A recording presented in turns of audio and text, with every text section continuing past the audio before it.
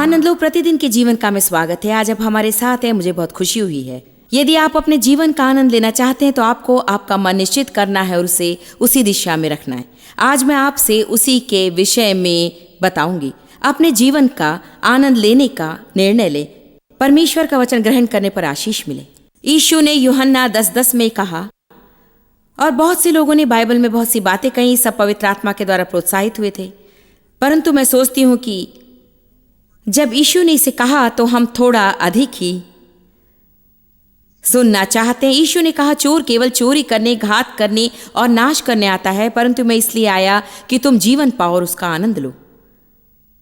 वो वहीं पर नहीं रुका। एम्प्लीफाइड बाइबल कहती है, और बहुतायत से पाओ, परिपूर्ण होने तक, तब तक वो उमड़ ना पड़े। इसलिए आपको काफी आनंद रखना है। केवल आप अच्छा दिन बिताएं इसलिए नहीं, परंतु इसमें कुछ दूसरों के जीवन में भी जाना जरूरी है। आपको दूसरों के जीवन में उंडेलना है। कल हमने जीवन का आनंद लेने की आवश्यकता के विषय अच्छी नींव डाली है। आज के मेरे संदेश का नाम है, आपका मन और मुंह आपके आनंद पर कैसे प्रभाव डालता है। संत पहले से ही बहुत परेशान है। आपका मन और मुंह आपके आनंद पर कैसे प्रभाव डालता है। सबसे पहले यदि जीवन में आनंद चाहते हैं तो हमें हमारा मन जीवन का आनंद देने के लिए लगाना है और उसे बनाए रखना है। कई बार मैं ये वचन कहती हूं, आज का दिन परमेश्वर ने बनाया है, मैं इसमें मगन और आनंदित रहूंगी। ये तो मेरे रोज के जीवन के क्रम की मनोदशा है। मेरे जीवन का आनंद लेने के निर्णय का ये एक भाग है। कुलुसियों 3 कहता है, अपने मन में निर्णय लें और उसे बनाए रखें। ये इन बातों को कहते हुए शुरू होता है कि हम अपना मन उन बातों पर लगने के द्वारा उसे ढूंढते हैं। इसलिए यदि आप मसीह के साथ जी उठे हैं, आपको ऊपर की बातों को ढूंढना है जहां यीशु रहता है। हमें उन बातों को ढूंढना नहीं जो संसार की या भक्तिहीन है। यदि आप अपना मन किसी बात पर अधिक समय तक लगाएं तो आप अंत में उसे प्राप्त करेंगे, चाहे वो कुछ बेकार की बात ही क्यों ना हो।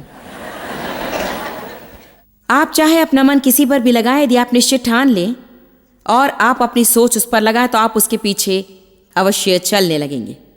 भजन 23:7 कहता है, मनुष्य जैसा सोचता है वैसा वो हो जाता है। अद्भुत वचन, जो कुछ मनुष्य सोचता है वही वो प्राप्त करता है, इसलिए वे वैसे बन जाते हैं। हमें उस गलत सोच से पीछे छुड़ाना है जो ये कहती है कि जब मेरे पास ये समस्याएं नहीं रहेंगी तब मैं खुद आनंद मनाऊंगा, मैं तब आनंदित होऊंगा जब। मैं आपको कुछ बताना चाहती हूं और आप निराश ना हो, परंतु जिस बात के साथ में आप अब व्यवहार कर रहे हैं, जब वो चली जाएगी तो फिर कुछ और बातें उभर कर आएंगी।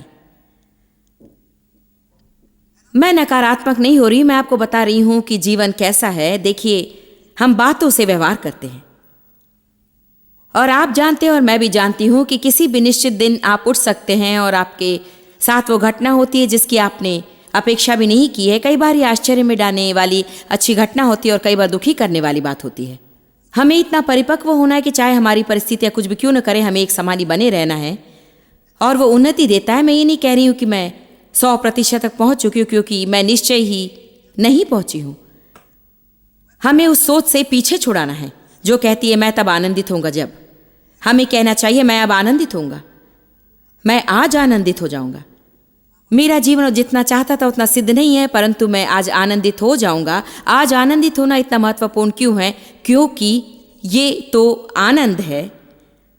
हमारे जीवन में आनंद का फल हमें इतना बल देता है कि हम परिस्थिति को सहने योग्य हो जाते हैं और विजय के दृष्टिकोण से सहने योग्य होते हैं। मसीही लोगों के लिए किसी बात में से मुश्किल से बुरी मनोदशा के साथ जाना एक बात है और उसमें से विजयी होकर जाना दूसरी बात है। इसलिए बाइबल कहती है, इन सब बातों के बीच में हम जयवंत से भी बढ़कर हैं। जो संसार में है उससे भी बड़ा मुझ में वास करता है। मसीह जो मुझे बल देता है उसके द्वारा मैं सब कुछ कर सकता हूं। तो यहाँ हमारे लिए आत्मिक प्रोत्साहन है कि चाहे कुछ भी क्यों न हो, हमें आनंद की मनोदशा बनाए रखनी है, मजबूत होना है और उसमें से विजयी होकर जाना है। इसका यह अर्थ नहीं कि हमें चोट नहीं पहुंचेगी या हम रोएंगे नहीं। इसका यह अर्थ नहीं कि वो सब बातें चुनौती वाली नहीं होंगी या हमारा दिन कभी बुरा नहीं जाएगा, वरन हम खुद पर नियंत्रण करते हैं और हम जैसा महसूस करते वैसा व्यवहार नहीं करते हैं।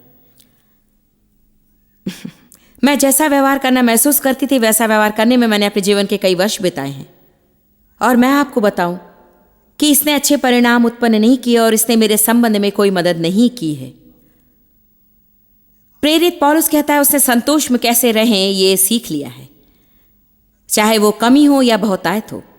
उसने किसी भी और हर एक परिस्थिति में सीखा है, चाहे मैं भरा हूं या चाहे मैं भूखा रहूं और उसके बिना काम करूं।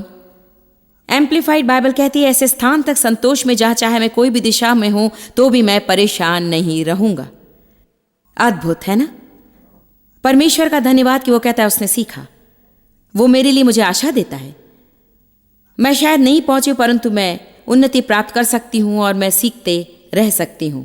मैं विश्वास करती हूं कि रोमियो 8 में एक कुंजी है, एक वचन है जो हमें हर परिस्थिति की ओर कौन सा व्यवहार रखना चाहिए ये सिखाता है। मैं विश्वास करती हूं कि यदि हम ऐसा सोचें, हमारे विचार सच में हमारा व्यवहार निश्चित करते हैं। दूसरे शब्दों में, हमारी सोच निश्चित करती है कि हम उस परिस्थिति में कैसा व्यवहार करते हैं, जो हमारा उस परिस्थिति के प्रति व्यवहार होता है। मेरे पति बहुत ही खुश व्यक्ति हैं, उनके पास निरंतर आनंद रहता है, और हमारे वैवाहिक जीवन के 37 वर्षों में मैंने अपने जीवन का जितना आनंद लिया उससे भी अधिक उन्होंने आनंद उठाया। उन्होंने क्रोध करने, निराश और परेशान होने में मुझसे कम दिन बिताए हैं। मैं सामान्यतः ऐसी हूं जो कुछ बातों के कारण परेशान हो जाती हूं और वे अपना आनंद लेते हैं और पूरे दिन का आनंद उठाते हैं। वो कहते हैं किसी विषय के बारे में यदि तुम कुछ कर सकती हो तो करो, यदि नहीं तो प्रभु पर भरोसा रखो और उसे ये करने दो। ये अच्छा लगता है, परंतु उन्हें जितना समय लगता है उससे अधिक समय मुझे ये करने में लगता है।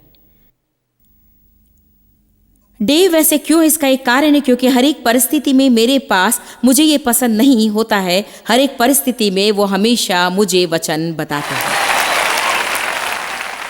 मैंने डेव से कहा यदि आप प्रचारक होते तो आपके पास एक ही संदेश होता, क्योंकि जहां तक डेव की बात आती है ये एक वचन सब बातों में उपयोगी होता, और ये पाया जाता है रोमियो 8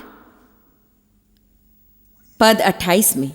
और हम जानते हैं कि जो लोग परमेश्वर से प्रेम रखते हैं उनके लिए वो सब बातें मिलकर भलाई ही उत्पन्न करती हैं, अर्थात उन्हीं के लिए जो उसके अभिप्राय से बुलाए गए हैं।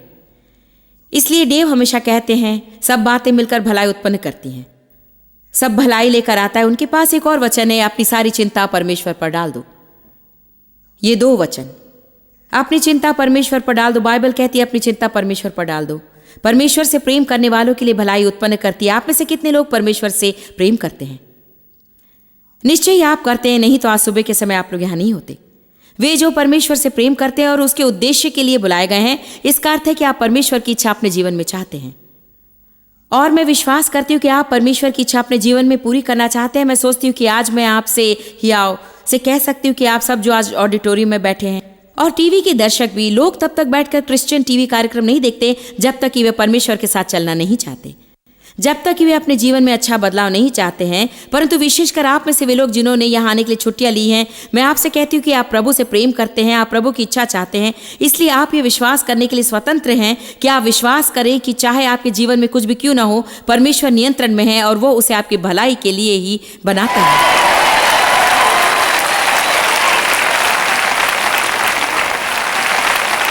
उत्पत्ति 50:20 में एक और उदाहरण है जहां यूसुफ के साथ बुरा व्यवहार किया गया था और उसे 13 वर्षों तक जेल में ऐसे काम के लिए डाला गया था जो उसने किया ही नहीं।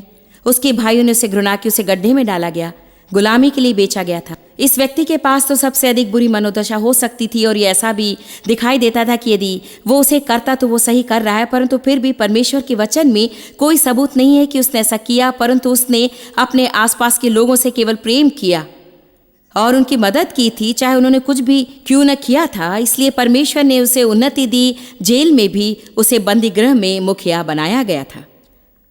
अकाल के समय जब उसके भाई उसके पास आए, जब उन्होंने ये जाना कि वो यूसुफ है, तो वे उसके सामने झुक गए।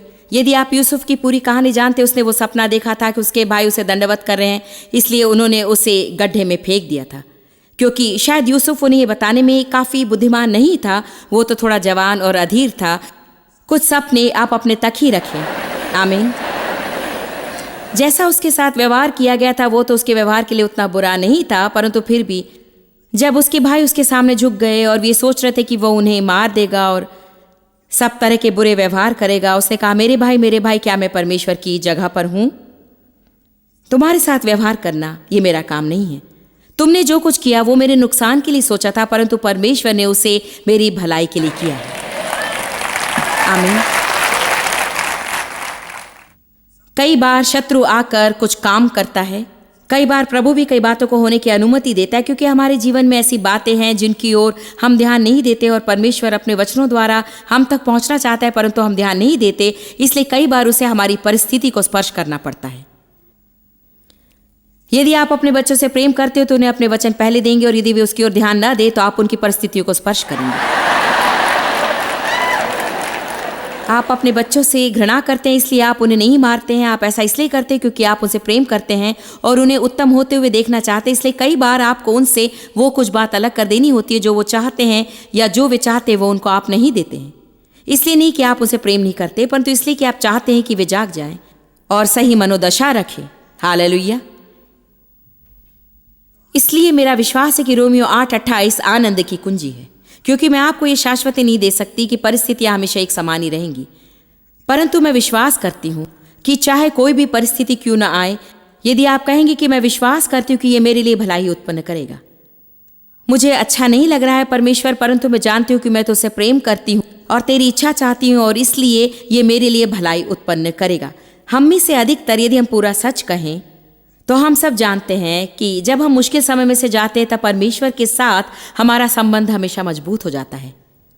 आप अब परमेश्वर के साथ जिस करीबी संबंध का आनंद ले रहे हैं, उनमें से अधिकतर आपने उन मुश्किल समय में प्राप्त किए जिस समय आपके पास कोई और नहीं परंतु बस वही था। इसके कारण आप परमेश्वर के साथ के अपने संबंध में और अधिक आगे बढ़ते हैं। कभी कभी परमेश्वर हमारे जीवन से कुछ लोगों को हटा देता है और हम हमारे अकेलेपन पर चिल्लाते और रोते हैं, और शायद ये वे लोग हो सकते हैं जिन पर हम अधिक आधारित रहते हैं, ऐसे मित्र जिन पर हम अधिक आधारित हैं, और परमेश्वर को उन बातों को हमसे दूर करना पड़ता है ताकि हम हमारे आसपास की बातों के बजाय उस पर आधारित रहें। कई बार आप अपने धन पर अधिक भरोसा करते हैं। हमारे जीवन में ऐसी बहुत सी बातें होती जिनके साथ परमेश्वर को व्यवहार करना पड़ता है, क्योंकि हमारे पास उनके प्रति आकर्षण होता है जो केवल उसका है। वो चाहता है कि चाहे कोई भी परिस्थिति क्यों न हो, हमें आनंदित रहना है, क्योंकि परमेश्वर का आनंद हमारा बल है। मैं चाहती हूँ कि आज आप इसे देख लें कि परीक्षा में हमें आनंदित रहना क्यों महत्वपूर्ण है, क्योंकि परीक्षा आपको सुखा देती है, परंतु आनंद आपको बल देता है। यदि हम और कुछ नहीं परंतु केवल सूख रहे हैं, तो फिर शत्रु के लिए आसान होगा कि हमें नीचे खींच ले, परंतु यदि हम उस आनंद के फल के द्वारा उसे वापस युद्ध करें तो हमें बल प्राप्त होगा कि हम आगे बढ़ें और अंतिम परिणाम प्राप्त करें। बाइबल में इसके विषय में बहुत से वचन संदर्भ है। यूहन्ना 16:33 कहता है, संसार में तुम्हें सताव होगा। यीशु ने ये कहा है, ये परमेश्वर की ओर से प्रतिज्ञा है कि संसार में तुम्हें सताव होगा, और फिर उसने कहा, ढाढ़स बांधो, मैंने संसार को जीत लिया है। तुम्हें नुकसान पहुंचाने की उसकी सामर्थ मैंने छीन ली है। मैं सोचती हूँ कि इसका यह अर्थ नहीं कि हमें कभी नुकसान नहीं पहुंचेगा, परंतु मैं नहीं सोचती वो हमें हमेशा का नुकसान पहुंचा सकता है। आमीन। आनंद एक हथियार है। कुलुसियों 1:11 में पौलुस ने कलीसिया के लिए प्रार्थना की कि वे उनके विरुद्ध में आने वाली हर बातें आनंद के साथ सह ले और डटे रहें। आनंद के साथ। इसलिए हम देखते कि पौलुस फिर से कहता है, तुम्हारी परीक्षा होगी, क्लेश होगा।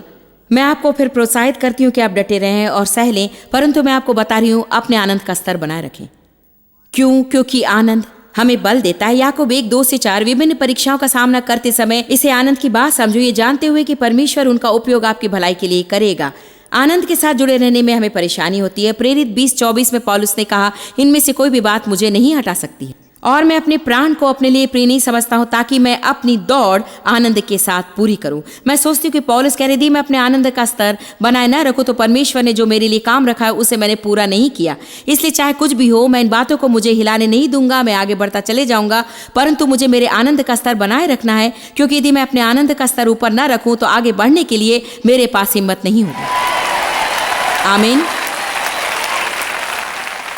इसलिए आनंद महत्वपूर्ण क्यों है, ये जानने में ये मेरी और अधिक मदद करता है। चाहे रास्ते में कितने भी गड्ढे क्यों न हो, तो भी पौलुस ने यात्रा का आनंद लेने का निर्णय किया था। आमीन। ठान लेना ही मुख्य कुंजी है। आनंद हमारा सामान्य स्वभाव होना चाहिए। मसीही व्यक्ति के लिए आनंद लेना उनका सामान्य स्वभाव होना चाहिए। दोबारा सुनिए, आनंद तो हमारा सामान्य स्वभाव होना चाहिए। आप क्या सोचते हैं कि स्वर्ग का स्वभाव कैसा होगा? हम सब जानते कि वो शांत और आनंद की जगह होगी। कोई आंसू नहीं, कोई रोना नहीं, कोई दुख नहीं, कोई दर्द नहीं।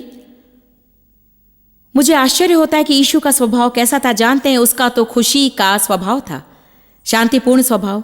तो मेरा जीवन सामान्य कब है? यदि आप खुश हैं तो संसार में आप असामान्य हैं, और लोग सोचते हैं यदि आप बहुत खुश हैं तो आप मादक द्रव्य लिए हैं। कई बार आप संसार में किसी की ओर देखकर मुस्कुराए तो वे आपकी ओर ऐसे देखते हैं कि जैसे तुम क्या करने वाले हो। मसीही व्यक्ति के लिए आनंद तो हमारा सामान्य स्वभाव होना चाहिए। ये ऐसा नहीं होना चाहिए कि हमें इसके विषय प्रतिदिन कुछ करना पड़े।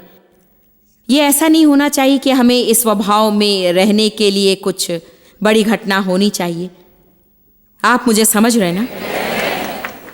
जैसे हम प्रतिदिन के सामान्य जीवन में से जाते हैं, हमें तो आनंदित होना चाहिए। प्रतिदिन के जीवन का आनंद लें। केवल छुट्टियों का आनंद ही नहीं लेना है, परंतु प्रतिदिन के जीवन का आनंद लेना। डेव और मैं इस वर्ष कुछ समय छुट्टी लेने की योजना बना रहे और हम बातें करते आए हैं कि इस समय हम क्या करेंगे और आने वाली विशेष बातों की राह देखना सच में आनंद लेने योग्य है। परंतु यदि मैं छुट्टी लेने के समय तक इन सब बातों को बस ऐसी ही सहती जाऊं तो मैं वैसी मसीही नहीं बन जाऊंगी जैसे परमेश्वर चाहता है। तो सच में तब से लेकर अब तक निश्चय ही कोई फर्क नहीं हुआ। उसे तो अलग तरह का आनंद होना चाहिए था, परंतु मुझे अभी भी आनंदित होना चाहिए, चाहे मैं कुछ भी क्यों न कर रही हूं। कल हमने सबोपदेशक पढ़ा और हमने देखा कि सबोपदेशक का लेखक लोगों को उनके काम का आनंद लेने के लिए प्रोत्साहित करता है। अपने काम से घृणा न करें, काम में इसलिए धन्यवादी हो। यदि आप ऐसा महसूस करते हैं कि आपको कहीं और रहना चाहिए, तो जब आप दूसरी नौकरी ढूंढ रहे हैं तो आप जहां वहीं पर आनंद लें, परंतु बुरी मनोदशा न रखें और शैतान को अपना आनंद चुराने ना दें। एक निर्णय लें, एक मनोवृत्ति बनाएं, अपनी मनोवृत्ति बनाएं और उसे बनाए रखें। आमीन। आनंद हमारा सामान्य स्वभाव होना चाहिए। क्या होगा जब हम सुबह उठकर भावनात्मक निराश, चिड़चिड़े और निराश महसूस करते हैं? तो आप सोचते हैं क्या हुआ है? ओ, आज मुझे बुरा महसूस हो रहा है। हर स्वभाव का एक कारण होता है। क्या आप जानते हैं, हर एक फल के लिए एक जड़ होती है। हम फल तोड़ने की कोशिश करते हैं और हम नीचे जड़ तक नहीं पहुंचते। शायद हमने इसके साथ व्यवहार नहीं किया और इसलिए ये दूसरे दिन दूसरे तरीकों से वापस आता है। हमारे मित्र डॉन क्लॉज इस सप्ताह के अंत में हमारे साथ है। डॉन, इनकी ओर हाथ दिखाएं क्योंकि सब जानना चाहते हैं कि ये आप कौन हैं। उन्होंने मुझे लगभग 1 वर्ष पहले सिद्धांत बताया जो मैं आपको बता रही हूं कि कभी कभी उनका एक दिन ऐसा भी होता है जो बस बेकार का दिन होता है और वो सोचते हैं कि मैं आखिर ऐसा क्यों। कई बार जब आप ऐसे जागते हैं, यदि आप इसकी जड़ तक ना पहुंचे तो आप सब पर दोष लगाना शुरू करते हैं।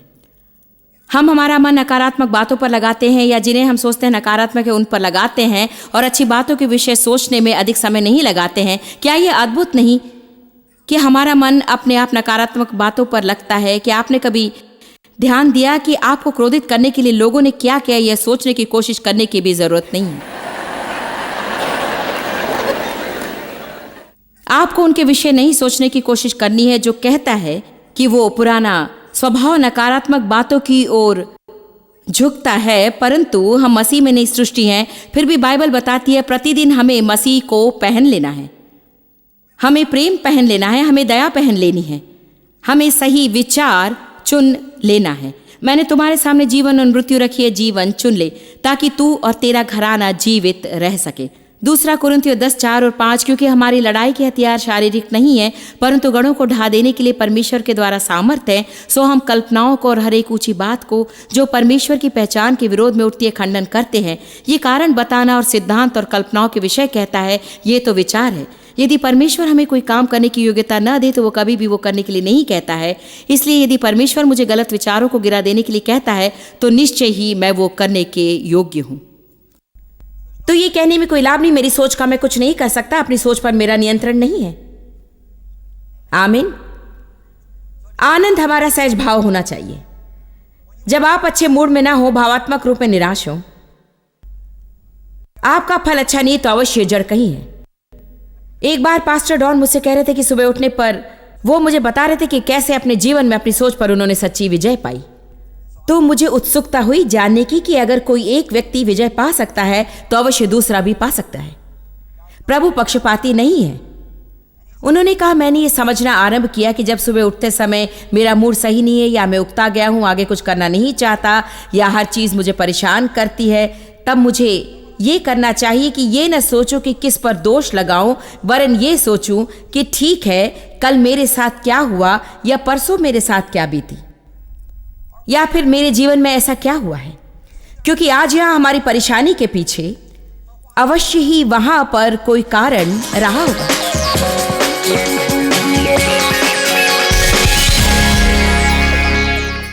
आप लोग सोच रहे होंगे, मैं अपने जीवन का आनंद कैसे ले सकता हूं? जॉयस, आप नहीं जानती कि मैं किन बातों में से गुजरा हूं। जानते मैंने कौन सी बात समझ ली? मैं सोचती हूं कि हर एक के जीवन में हर समय कुछ न कुछ होता रहता है।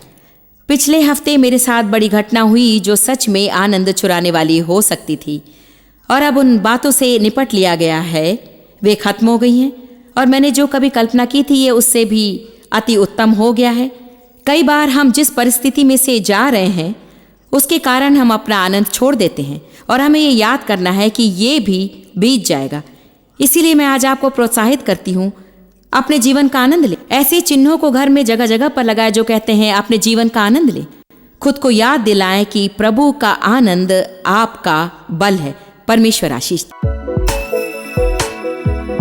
आप जितना जानते हैं उससे भी अधिक आप हमारे लिए जॉयस मेयर मिनिस्ट्रीज एशिया में महत्वपूर्ण है। हम आपकी सराहना करते हैं। आप सौभाग्यों का धन्यवाद देते हैं कि इस संसार भर की सेवकाई को आप सफल कर रहे हैं। एक साथ हम भूखों को भोजन, गरीबों को कपड़े दे रहे हैं और पूरे संसार में सुसमाचार प्रचार कर रहे हैं। हमसे आज ही संपर्क करें या लॉग करें jmmindia.org।